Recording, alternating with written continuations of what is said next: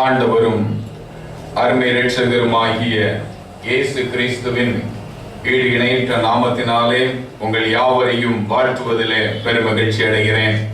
அது மாத்திரமல்ல, அனுமதி அளித்ததான அருமையான சபை போதகர் மற்றும் சபை கமிட்டி, சபை மக்களாகிய உங்கள் யாவருக்கும் எங்களுடைய ஆர்க்கு வேதாகம மொழிபெயர்ப்பாளர் சார்பிலே வாழ்த்துதலையும் நன்றியையும் தெரிவித்துக் கொள்கிறேன். கொடுக்கப்பட்டதாகிய சுருக்கமான நேரத்தில் எங்களுடைய ஊழியத்தை குறித்ததான ஒரு சில வார்த்தைகளை உங்கள் மத்தியிலே எடுத்து வைத்து அதன் பிற்பாடாக செய்திக்கு நேராக கடந்து செல்லலாம் என்று நான் வாஞ்சிக்கிறேன். பிரியமானவர்களே, நான் கடந்த வருடத்துல மார்ச் மாதத்திலே உங்கள் மத்தியிலே கடந்து வர தேவன் கிருபை செய்தார். அதன் பிற்பாடாக இந்த நாளில மறுபடியுமாக உங்கள் மத்தியிலே நான் கடந்து வந்திருக்கின்றேன்.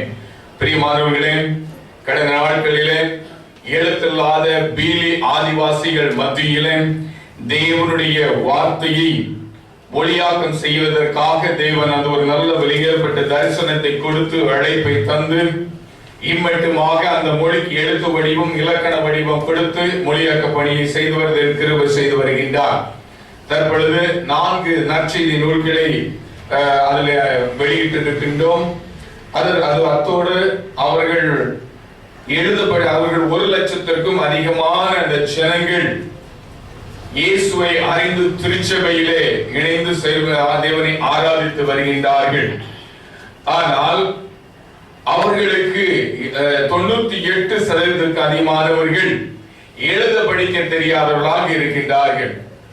ஆகவே அவர்களுக்கு அவருடைய தாய்மொழியிலே பீலி மொழியிலேயே எழுத படிக்க கற்றுக் கொடுக்க வேண்டும், அவர்கள் எழுத கற்றுக்கொள்ள முடியும் என்ற உயரிய தரிசனத்தோடு பீலி பொன்னசிக்கும் அப்படின்னு அவங்க மொழியிலேயே 3 பாகமாக முதியோர் கல்வி பாட புத்தகங்களை நாங்கள் தயாரித்திருக்கிறோம். கலாச்சாரத்தின் அடிப்படையிலே அவர்கள் அன்றாடம் பயன்படுத்தும் அந்த வார்த்தையின் அடிப்படையிலே உருவாக்கப்பட்ட மிகவும் எளிமையாக உருவாக்கப்பட்ட இந்த புத்தகம், அதாவது மொழியியலின் அடிப்படையில் லிங்குஸ்டிக்ஸ் மெத்தட் சொல்லுவாங்க, அதன் அடிப்படையில் உருவாக்கப்பட்டு தற்பொழுது அதை அவர்களுக்கு நாங்கள் கற்றுக் கொடுத்து வருகின்றோம். 18 லட்சத்திற்கும் அதிகமான ஜனங்கள் வாழ்ந்து கொண்டிருக்கின்றார்கள். அவர்களுக்கு இந்த செய்யவே ஒவ்வொரு கிராமங்களிலும் அதை நிறைவேற்ற வேண்டும் என்ற ஒரு தரிசனம், ஒரு அதிக சவால் நிறைந்த ஒரு பணி.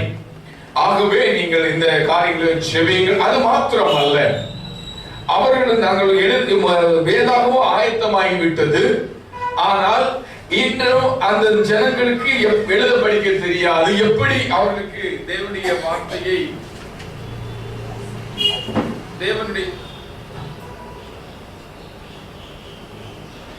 தேவனுடைய வார்த்தையை நாம் கொடுப்பது என்று நாங்கள் யோசித்த போது தேவன் கொடுத்த ஒரு வெளியேறப்பட்ட தரிசனம் தான். கடந்த நாட்களிலும் நாங்கள் இதை பற்றி சொல்லி இருக்கின்றேன். அந்த எல்லாரும் ரெக்கார்ட் பண்ணி ஆடியோ வரல இந்த டிவைஸ்ல போட்டு அவங்களுக்கு நாங்கள் கொடுத்து வருகின்றோம். இதெல்லாம் பீலி ஆடியோ பைபிள். பீலி ஆடியோ பைபிள் ஒரு டிவைஸ் சேர்த்து இப்போது 500 ரூபாய் ஆகிறது. கடந்த நாட்களில் இந்த கடந்து வந்த போது உங்கள் மத்தியிலும் அநேக உற்சாகமாக இதை இணைந்து செய்யப்பட்டார்கள். அதன் மூலமாக இதுவரையிலும் 750க்கும் அதிகமான பீலி ஆடியோ பைபிளை அந்த ஜனங்களுக்கு நாங்கள் கொடுத்திருக்கின்றோம். இன்னும் 1500க்கு அதிகமான ஆடியோ வேதாகமங்கள் தேவைப்படுகிறது.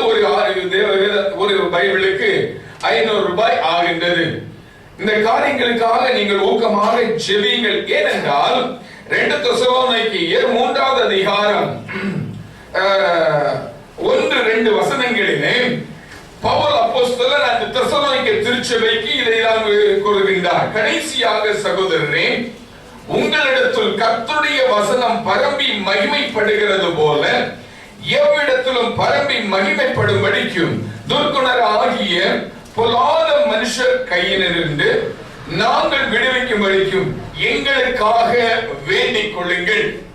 ஏனென்றால் எல்லா இடங்களிலும் தேவனுடைய வசனம் பரம்பி மகிமைப்பட வேண்டும். ஆகவே அந்த உயரிய தரிசனத்தோடு நாங்கள் செயல்பட்டு வருகின்றோம்.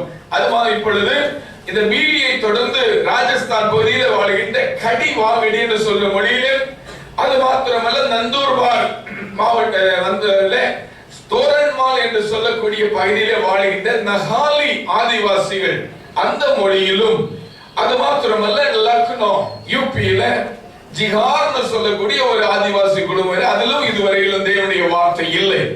ஆகவே இந்த தேவனுடைய வார்த்தையை எந்தெந்த மொழிகளில் எல்லாம் இதுவரையில் மொழியாக்கம் செய்யப்படாத சூழ்நிலை இருக்கிற அந்தந்த மொழிகளில் தேவனுடைய வார்த்தையை மொழியாக்கம் செய்து அவருடைய கரத்திலே கொடுத்த தேவனுடைய ராஜ்யத்துக்கு நேராக அவர்களை வழிநடத்த வேண்டும் என்ற உயரிய தரிசனத்தோடு நாங்கள் செயல்பட்டு வருகிறோம்.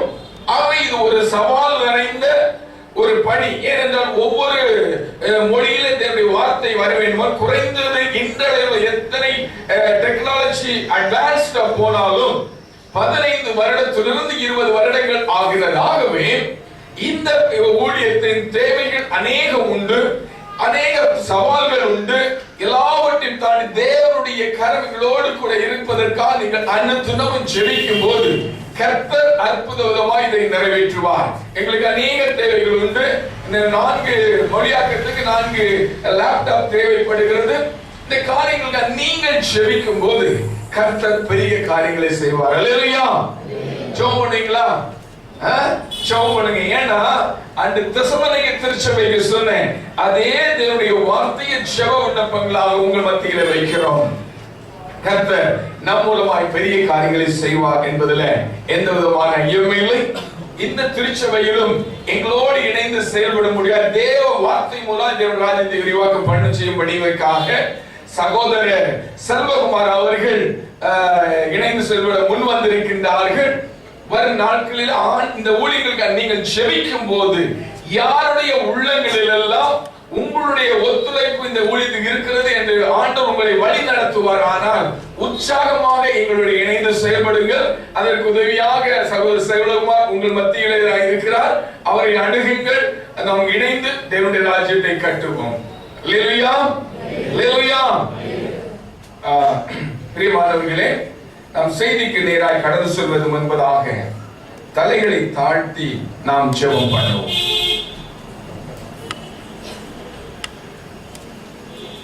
எங்களை அதிகமாய் நேசித்து வழி நடத்தும் நல்ல தகப்பனே, மன மகிழ்ச்சியும் சந்தோஷமுமான இந்த காலை வேளையில உம்முடைய திரு சமூகத்தில கடந்து வரும்படியான ஒரு வாய்ப்பை தந்தீர். உம்மை நோக்கி பார்க்கும்படியான ஒரு தருணத்தை தந்திருக்கிறேன். எங்கள் முகங்கள் பிரகாசம் அடைய செய்ய வேண்டுமா நாங்கள் ஜெபிக்கிறோம். பேசுகிறது நீங்கள் அல்ல, பிதாவின் ஆவியானவரே உங்களோடு கூட இருந்து பேசுவார் என்று சொன்ன வார்த்தையின்படியாக ஆவியானவரே நீ ஒவ்வொருவரோடு இடைபட வேண்டுமா நாங்கள் ஜெபிக்கிறோம். நாங்கள் கேட்கிறோம். இயேசுவின் மூலம் ஜெபிக்கிறோம் நல்ல பிதாவே. பிரியமானவர்களே, 2016 வருடத்தின் ஆரம்ப மாதத்துல 4வது ஞாயிற்றுக்கிழமையாக மிஷன் ஞாயிறாக நாம் இன்று அனுசரித்து தேவனுடைய சமூகத்தில் கடந்து வந்திருக்கின்றோம்.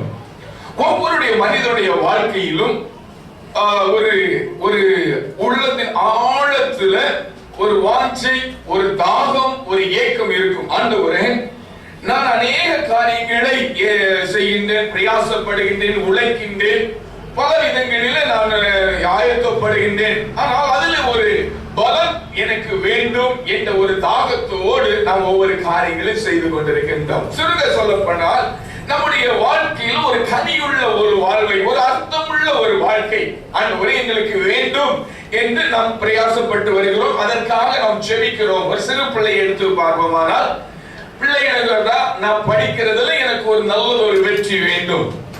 கல்லூரி வாலிபர்களை கேட்டால் நான் வாழ்க்கையில் ஒரு உன்னதமான இடத்துக்கு நேராக போவதற்காக நான் அநேக பிரயாசங்களை படுகிறேன்.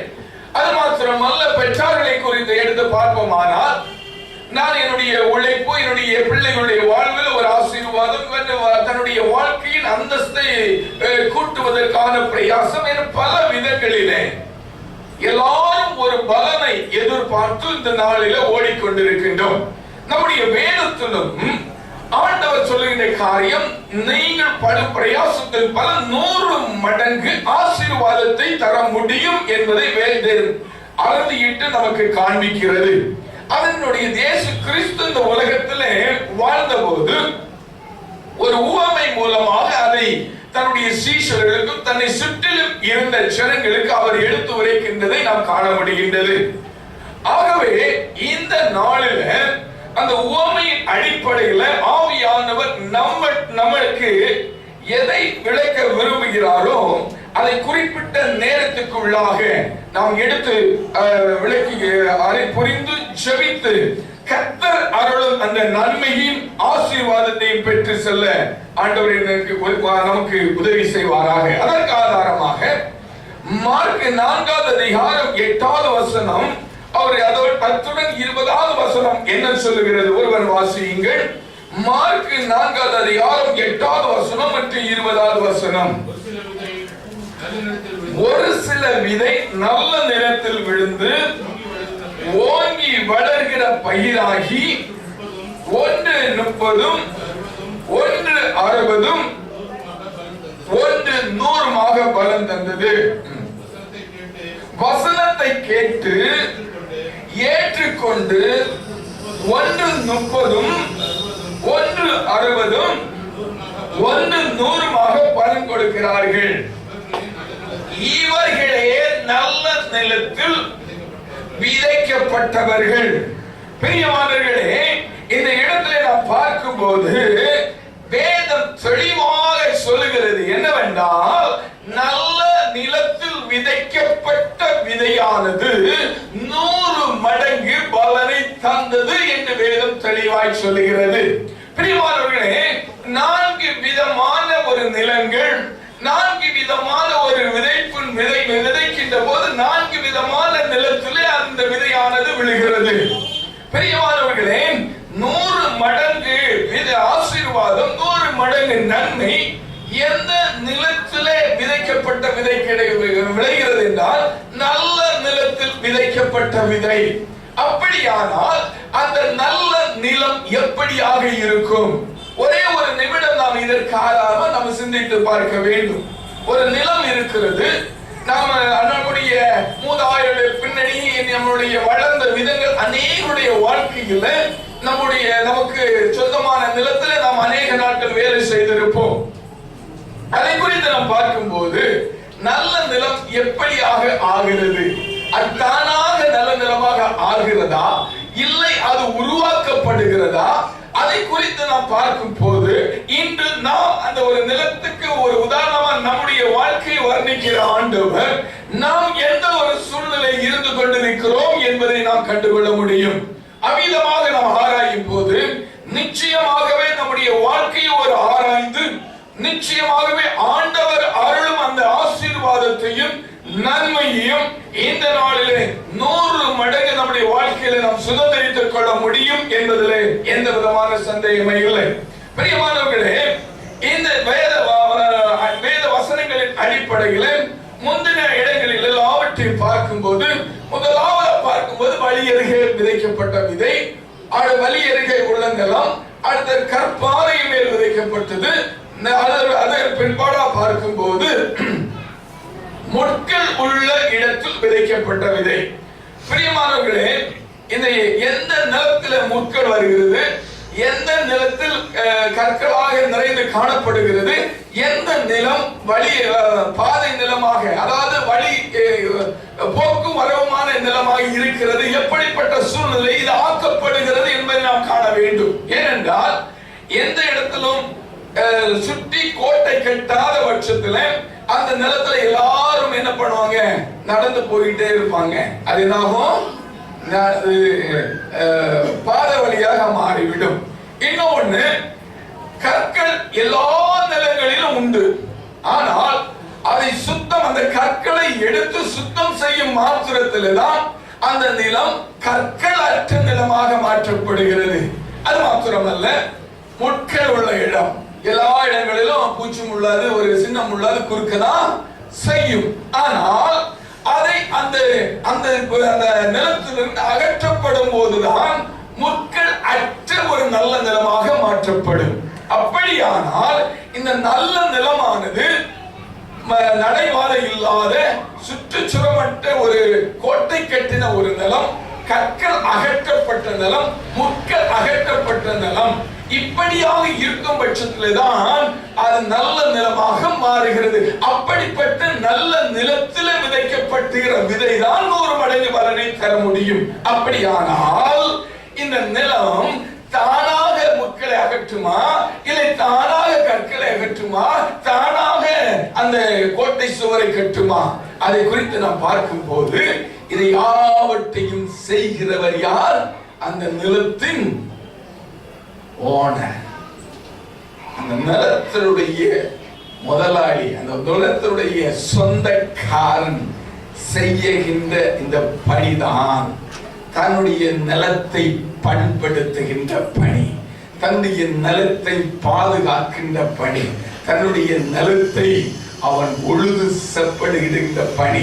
அவ்விதமாக தன்னுடைய நிலத்தில் இருக்கிற எல்லா விதமான கற்களை அகற்றி, எல்லா விதமான முற்களை அகற்றி, அதற்கு கோட்டை சுவரெல்லாம் கட்டி தண்ணீர் பாய்ச்சி அதற்கு பிற்பாடாக அதை தன்னுடைய நிலத்தில் விதைக்கப்படும் போதுதான் அந்த விதையானது 100 மடங்கு ஆசீர்வாதத்தை அது கொடுக்க முடியும் என்பதில் எந்த விதமான சந்தேகம் இல்லை. அல்லேலூயா, அல்லேலூயா. வேதம் தெளிவாக சொல்லுகின்றது, நல்ல நிலத்தில் விதைக்கப்பட்ட விதைதான் 100 மடங்கு பலனை தர முடியும். பிரியமானவர்களே, ஒரு நிமிஷம் யோசித்து பாருங்கள். வேதம் என்ன சொல்லுகிறது? 14 வசனம் சொல்லுது, விதைக்கிறவன் வசனத்தை விதைக்கிறான், விதைக்கிறவன் வசனத்தை விதைக்கிறான். அப்படியானால் நம்முடைய அந்த வசனத்தில் விதைக்கும் போது அது எப்படி இருக்கிறது? பாதை அருகில் விளை போடும் போது விதை எப்படி இருக்கிறது? அது அவனுக்கு அந்த விளை போடும் போது அது பறவைகள் எடுத்துக்கொண்டு போய் விடுகிறது. அதாவது அவன் கேட்கிறான், ஆனா கேட்ட உள்ள போகல. அடுத்த கல்லுக்கு மேல வச்ச வசனம் எப்படி இருக்கிறது? அவன் உள்ள கல்லு போல இருக்கு, அது வேறு உள்ள விடல. மூணாவது பார்க்கும் போது அது முள்ளுக்களுக்கு இடையில வேற விடுது, ஆனா வளர்ந்து வரும்போது முள்கள் நெருக்கப்படுகிறது. நான் ஏன் இந்த மூன்றை ஒருமிச்சு சொல்லுறேன்னா, இப்படிப்பட்ட ஒரு சூழ்நிலையில தான் ஒவ்வொரு மனிதர்களும் இன்று நாம் வாழ்ந்து கொண்டிருக்கிறோம். ஆகவே தான் ஆண்டவர் இந்த காலை வேளையில டோபிவெளி திருச்சபையாகி உங்களை பார்த்து சொல்லுகின்றார், உங்களுடைய வாழ்க்கை ஒரு கனிவுள்ள வாழ்க்கையாய் மாற வேண்டுமானால் உங்களுடைய வாழ்க்கையில் இருக்கிற முட்கள் அகற்றப்பட வேண்டும், கற்கள் அகற்றப்பட வேண்டும். இதுவரையிலும் நீங்கள் கோட்டை கட்டி உங்களுடைய வாழ்க்கையை நீங்கள் ப்ரொடெக்ட் பண்ணலன்னா நீங்கள் இன்றிலிருந்து ஒரு தீர்மானம் எடுக்க வேண்டும். எவ்விதமாக உங்களுடைய நீங்க சேஃபா உங்களை சுற்றிலும் ஆண்டவருடைய பிரசன்னமாகிய தேவனுடைய இரத்த கோட்டைக்குள்ளாய் நீங்கள் வர வேண்டும். அப்பொழுதுதான் உங்களுடைய வாழ்வு 2016 வருடத்தின் இந்த வாழ்வு ஒரு 100 மடங்கு ஆசீர்வாதத்தை தருகின்ற ஒரு கனியுள்ள வாழ்க்கையாய் மாறும். நம்முடைய கருத்தில் கொடுக்கப்பட்டிருக்கிற இந்த பிள்ளைகளுடைய வாழ்வு ஒரு கனியுள்ள வாழ்க்கையாய் மாறும் என்பதில் எந்த விதமான சந்தேகமே இல்லை. பிரியமானவர்களே, ஏன்னா முதலாவது நான் பார்க்கும் போது எப்படி அந்த விதை விழுந்த மாத்திரத்துல பறவை வந்து எடுத்துட்டு போதான். அதாவது அந்த வசனம் அவனுக்கு உள்ள இறங்கல. அது எப்படி இறங்காது இருக்கு? ஒரு வசனம் நம்ம கேட்கிறோம், இப்படி கேட்டுக்கிட்டு அப்படியே அப்படி மறைச்சு போதும்னா அதோடைய அர்த்தம் என்ன யோசிச்சிருக்கீங்களா? அந்த வசனத்தை பற்றி அவனுக்கு புரியல. நான் நல்ல சத்தமா பேசுறேன். நான் கன்னியாகுமரி தமிழ்ல எனக்கு நிறைய மலையாளம் மிக்ஸ் ஆகி வரும். நிறைய பேர் யோசிப்பாங்க என்ன தமிழ்ல பேசுறாருன்னு. அது இயற்கையா உள்ளது. நம்ம பிறந்த வளர்ந்த அந்த பாஷையில தானே வரும், அந்த டோன்ல தானே வரும். ஆனா நான் எவ்வளவுதான் நம்ம உற்சாகமாய் பேசினாலும் அவருடைய அர்த்தம் புரியாத பட்சத்துல அது என்ன செய்யணும்? அப்படியே கேட்டுட்டு அப்படியே போயிடும். எவ்வளவுதான் நம்ம ஆக்ரோஷமாக, எவ்வளவு சாமர்த்தியமாக, எவ்வளவு சாதுரியமாக செய்கையோடு எல்லாவற்றோடு பேசினாலும் அது உள்ளத்துல இறங்காது. அதாவது அர்த்தம் என்ன? அது புரியாதது பட்சத்திலே. ஆனால் இன்று ஒரு நிமிஷம் யோசித்து பாருங்கள். ஆண்டவர் நம்முடைய கரத்துல வேதத்தை தந்திருக்கின்றார். புரியும்படியாக தந்திருக்கிறாரா, புரியாதபடி தந்திருக்கிறாரா? புரியும்படி தந்திருக்கிறார். எழுதல் புரியும்படி. ஏன் எப்படி தந்திருக்கிறார்? நம்முடைய தாய்மொழியில தந்திருக்கிறார். அது மாத்திரமல்ல, கற்களாகிய பாவ கட்டுகள், அநேக விதமான இச்சைகள், அது ஆண்டவர் சொல்லுகிறாரு. அந்த விதை வளர்ச்சி வரும்போது என்ன ஆகுமா? அந்த வசனத்துல நிறைய வாசிக்கிற டைம் இல்லாதனால கொஞ்சம் ஃபாஸ்டா போறேன். குறைக்கப்பட்ட நேரத்துல நான் பாம்பே டைம்ல டான் இருக்கும், அதனால அது ஷார்ப்பா முடிக்கணும். அதுக்காக நான் கொஞ்சம் ஃபாஸ்டா போறேன். அதுல பார்க்கும் போது அது முட்கள் வளர்ந்து வரும்போது, முட்கள் அது என்னது? உலக பிரகாரமான செல்வத்தின் பெருக்கு, அதான் மேட்டிமையான காரங்கள் நெருக்குகிறது. அது வசனத்தின் அடிப்படையில். அதாவது என்ன நெருக்கிறது? தேவன் சொல்லி இருக்கின்ற தேவ சட்ட திட்டங்களை, தேவனுடைய சட்டத்துக்கு கீழ்ப்படியாதபடி நம்முடைய உலக காரியங்கள், ஆசா வாசங்கள், சிற்றுன்பங்கள் நம்மை நெருக்குகிறது. வளர முடியல. ஒரே சந்தோஷம் தான். ஆண்டவரே இவ்வளவு அருமையாக பேசுற ஆண்டவரே, நீங்க சொல்லிட்டீங்க அப்பா, நீங்க இன்னைக்கு எனக்கு சொல்லி இருக்கீங்க. நான் இந்த வருஷத்துல ஒரு தீர்மானம் எடுக்கிறேன். இந்த வருஷத்துல இதுவரையிலும் நான் இப்படி ஒரு 100% செஞ்சுரி நான் அடிச்சதே இல்லை. வாழ்க்கையில அநேக இழப்புகள், அநேக போராட்டங்கள், அநேக கஷ்டங்கள், என்னுடைய வாழ்க்கை ஒரு கனியற்ற வாழ்க்கையா இருக்கிறது. ஆனால் இந்த நாளில், இந்த இடத்துல நான் நினைக்கிறேன், ஆண்டவரே உம்மோடு ஒரு உடன்படிக்கை செய்து கொள்கிறேன். நான் ஒரு கனியுள்ள வாழ்க்கை வாழ வேண்டும். 100 மடங்கு கனி இந்த வருடத்திலே நான் அறுத்தே ஆக வேண்டும் என்று ஒரு வாஞ்சியோட தான் நீங்க போறீங்க. ஆனா வீட்டுல போய் உலக பிரகாரமான காரியங்கள், உலக பிரகாரமான ஆஸ்தி ஐஸ்வர்யங்கள் என்னது நெருக்குகிறது. அடுத்தது என்ன? காரியங்கள். அது மேல நீ எவ்வளவுதான் தண்ணி ஊற்று, பரல தண்ணி ஊத்துற எங்க நிக்குமா? உரம் போட்டா நிக்குமா? நிக்காது. முதல்ல அது கல்லான இருதயங்கள் உடைக்கப்பட வேண்டும். கல்லான இருதயங்கள் உடைக்கப்பட வேண்டும். அப்பொழுதுதான் அது செப்பனிடப்பட முடியும். பிரியமானவர்களே, இதுவரையிலும் நம்ம எல்லா காரியங்கள் கேட்டோம். நம்ம ரட்சித்த ஆண்டவர் மும்பை பட்டணத்துல இந்த திருச்சபையில வைத்திருக்கிறது ஒரு நோக்கம் உண்டு. என்ன நோக்கம்? நாம் தேவனுடைய பார்வையில விலையேறப்பட்டவர்களாக இருக்கட்டும். எப்படின்னு நீங்க கேட்கிறீங்களா? நாம் ரட்சித்து 100 மடங்கு கனி கொடுக்க வேண்டும் என்று ஆண்டவர் பிரியப்படுகிறார். அதன் அடிப்படையில் ஆண்டவர் நம்மளை இந்த திருச்சபையில கூட்டி சேர்த்திருக்கின்றார். நாம் வாழ்ந்த சூழ்நிலை பற்பில விதமான சூழ்நிலை வாழ்ந்து இந்த நாள் ஆண்டவர் நம்ம இந்த இடத்துல கொண்டு வந்திருக்கின்றார்.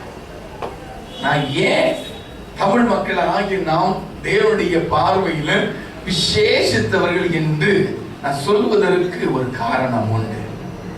ஏன்னா நம்முடைய உலகத்தில் எத்தனை நாடுகள் உண்டு தெரியுமா? எத்தனை நாடுகள் உண்டு தெரியுமா? பிள்ளைகளுக்கு தெரியுமா? தெரியாதா? எத்தனை உண்டு தெரியுமா? நம்ம பாகிஸ்தான், இந்தியா, ஆப்கானிஸ்தான் ஒரு 4-5 இருக்கு. 196 நாடுகள் உண்டு. எத்தனை? 196. இயேசு கிறிஸ்துவுக்கு எத்தனை சீஷர்கள் உண்டு? 12 பேர். ஓகேவா? 196 நாடுகள் உள்ள நாட்டுல இயேசு கிறிஸ்து 12 சீஷர்ல ஒரு யூதாஸ் கரிஸ் மரிச்சு தாண்டது விட்டு செத்து போயிடுவான். ஸ்தேவான் அங்கே கல்லறிஞ்சிருவாங்க. பிறகு எல்லாரும் அங்கேயே சுவிசேஷம் அறிவிக்க போவாங்க. ஆனா அந்த 12 பேர்ல நம்ம இந்தியாவுக்கு தாமஸ் அனுப்புனார். அப்போ நம் இந்தியர்கள் நம் இயேசுவின் பார்வையில் எவ்வளவு விலையேறப்பட்டவர்களாக இருந்திருக்கின்றார்கள். அல்லேலூயா.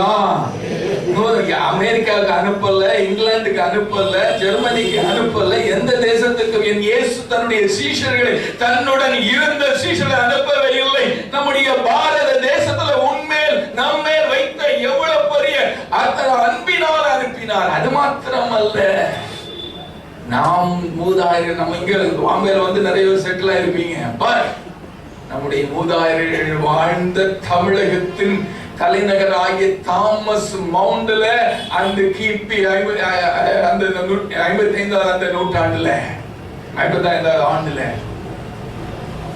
அவருடைய இரத்தத்தை சிந்தும்படியாய் ஆண்டவர் ஒப்பு கொடுத்தார். எதற்காக? நீ உன்னையும் என்னையும் மீட்பதற்காக. அது மாத்திரமல்ல, ஆசிய கண்டத்துல எத்தனை மொழிகள் உண்டு தெரியுமா? ஆசியா கண்டத்துல சீக்கிரம் முடிக்கணும். 2187க்கும் அதிகமான மொழிகள் உண்டு. ஆனால் இந்த ஆசிய 2157க்கு அதிகமான மொழிகளிலே தேவன் நம் தமிழ் மக்களாய் நம்மீது எவ்வளவு அன்புள்ளவராய் இருந்தார் என்றால், முதலாவதாக தேவன் தந்த தமிழ் மொழியிலே தான் 1714வது வருஷத்துல வேதம் வெளிவர தேவன் கிருபை கொண்டிருந்தார். அல்லேலூயா. சீகர்பாக் ஐயா அவர்களை நான் ஏன் இதை சொல்லுகிறேன் என்றால், நாம் அந்த தென் தமிழகத்திலே தமிழராய் வாழ்ந்த நாம் தேவனுடைய பார்வையில ஒரு விலையேறப்பட்டவர்கள். ஏனென்றால் இயேசுவை அறிந்த ஒவ்வொருவரும் 100 மடங்கு பலன் பெற வேண்டுமானால் தேவனுடைய வார்த்தை முழுவதுமாக நமக்கு புரிந்து கொள்ள வேண்டும். அதற்கு அவசியம் நம்முடைய மொழியிலே தேவனுடைய வார்த்தை வெளிவர வேண்டும். ஆகவேதான் 1714வது ஆண்டிலே நம்முடைய கரத்திலே நாம் புரிந்து கொள்ளும் விதத்திலே நாம் 100 மடங்கு கனி கொடுப்பதற்காக ஆண்டவர் நம்முடைய கரத்திலே தேவனுடைய வார்த்தையை தந்திருக்கிறார். ஆனால் நாம் இன்று வார்த்தையை கொடுத்த முக்கியத்துவம் என்ன? நம்முடைய சத்தியத்தின் அடிப்படையில் நம்முடைய வாழ்க்கையை அமைத்திருக்கிறோமா? நம்முடைய வாழ்க்கையில் இருக்கிற கடினமான அந்த பாறைகளை அகற்றி இருக்கிறோமா? முற்களை அகற்றி இருக்கிறோமா? இல்லை சுற்றிலும் இருக்கிற தெய்வ வசனமும் தேவனுடைய கோட்டையால் பரிசுத்த ஆவியானவருடைய நம்ம கோட்டைக்குள்ளாக நாம் இருக்கிறோமா? இல்லை பிசாசானவருக்கு இடம் கொடுத்து இருக்கிறோமா? ஒரு நிமிஷம் யோசித்து பாருங்கள். சரி, சாதாரண பெற்று பெறப்பட்டதல்ல இந்த சுவிசேஷம், சாதாரண பெறப்பட்டதல்ல இந்த ரட்சிப்பு, சாதாரண பெறப்பட்டதல்ல இந்த ஆஸ்தி ஐஸ்வர்ய அந்தஸ்து. ஆண்டவர் ஒரு நோக்கத்தோடு தான் நம்மை இந்த நாளில் இந்த திருச்சபையில வைத்திருக்கிறார், உருவாக்கி இருக்கிறார், காத்து பராமரித்து வருகிறார், நாம் கனி கொடுப்பதற்காக. ஆனால் இந்த நாளிலும் நீங்கள் கனி கொடுத்துக் கொண்டிருக்கிறீர்களா இல்லையா? ஒரு நிமிஷம் யோசித்து பாருங்கள்.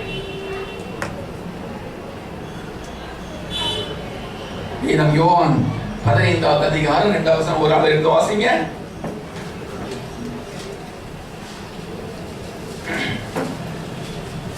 யோவான் 15:2.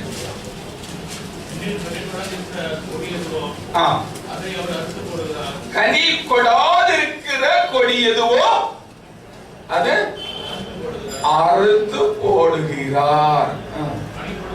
கனி கொடுக்கிறது அதிக கனிகளை கொடுப்பதற்காக சுத்தம். சொல்லுவாங்க, ஐயா கனி கொடுக்காட்டல் நோ ப்ராப்ளம், என் பாட்டுக்கு நான் இருக்க முடியாது. பரிதாபம், பரிதாபம். தெளிவாய் தேவன் சொல்லுகிறது, தெளிவாக வேதம் தெளிவாக அறுதியிட்டு கூறுகிறது. கனி கொடுக்காதது எல்லாம் என்ன படும்?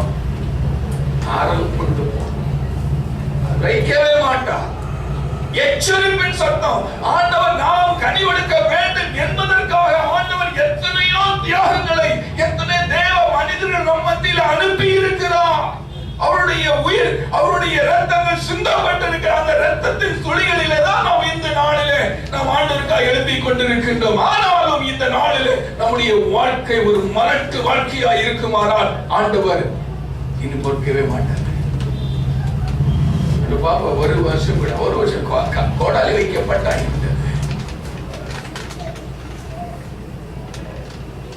பெரியமானவர்களே, ஒரு நிமிடம் நீங்கள் யோசித்து பாருங்கள்.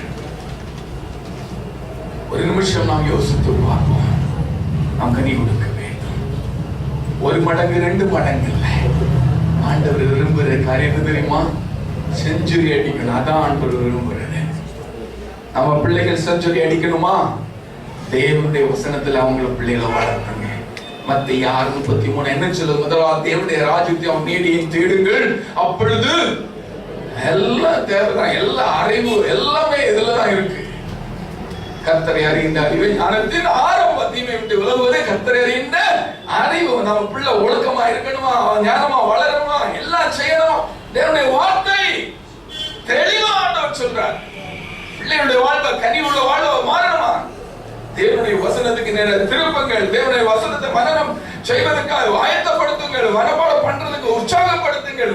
பிள்ளையா குடும்பமா இருந்து தேவனுடைய வார்த்தையை வாசியுங்கள், தியானியுங்கள். உங்களுடைய வாழ்வுக்கு 100 மடங்கு ஆசீர்வாதம் உள்ளதா இருக்கும். ஒப்பு கொடுப்பீங்களா? ஒப்பு கொடுப்பீங்களா? இந்த பணியில தான் நாங்கள் ஈடுபட்டிருக்கிறோம். தரிசனமே தான் ஆண்டவரை அறிந்த ஜனங்கள் அவளுடைய வாழ்வு கனிவுள்ள வாழ்வாய் மாற வேண்டும். ஆதிவாசியா இருக்கலாம், உயர்ந்த ஜாதியா இருக்கலாம், யாரா இருந்தாலும் ஆண்டவரை அறிந்தவர் ஆண்டவர் ராஜ்யத்தின் சுதந்திரவாளியாய் மாற வேண்டும். அதற்காக நாம் பிரயாசப்படுகிறோம். அதற்காக எங்களுடைய ஓட்டங்கள், எங்களுடைய தாகங்கள். இது ஆண்டோடைய கருத்தில் ஒப்பு கொடுக்கிறீங்களா? ஒரு நிமிஷம் அதிகமாய் நேசிக்கிற நல்ல தகப்பனே, இந்த நாடுல நீர் மத்தியில நீ பேசுனதற்காக நன்றி. 100 மடங்கு ஆசீர்வாதத்தை தரும்படியா நீ சுத்தம் கொண்டதற்காக நன்றி. அதற்காக உங்களுடைய சீஷனையே எங்கள் மத்தியிலே அனுப்பி அவர் எங்களுடைய தாய் மண்ணிலேயே அவருடைய இரத்தத்தை சிந்தும்படியாக ஒப்பு கொடுத்தீரே. அதற்காகவே ஆண்டவரை நாங்கள் எழுதல ஆண்டவரை புரிந்து ஆண்டவரை உங்களுடைய சத்தியத்தின்படி எங்களுடைய வாழ்க்கையை அமைத்துக் கொள்வதற்காக ஆண்டவரை ஆசியா கண்டத்திலேயே முதலாவது எங்களுடைய தாய்மொழியாய் தமிழ் மொழியிலே ஆண்டவரை தந்தை எங்களை மீட்டெடுத்தீரே. இந்த ரட்சிப்பை, வெளியேறப்பட்ட ஆசீர்வாதத்தை, வெளியேறப்பட்ட ஐஸ்வர்யத்தை ஆண்டவரே உடைய நாம் மகிமைக்கு நாங்கள் முழுமையாய் கடைபிடிக்க ஒரு கனியுள்ள வாழ்க்கை வாழ ஆண்டவரே ஒவ்வொருவரையும் நீர் உருவாக்க வேண்டும். நான் ஜெபிக்கிறேன் அப்பா, ஒப்பு கொடுக்கிறேன். பொறுப்படுத்திக் கொள்ளும். இயேசுவின் மூலம் ஜெபிக்கிறேன் நல்ல பிதாவே.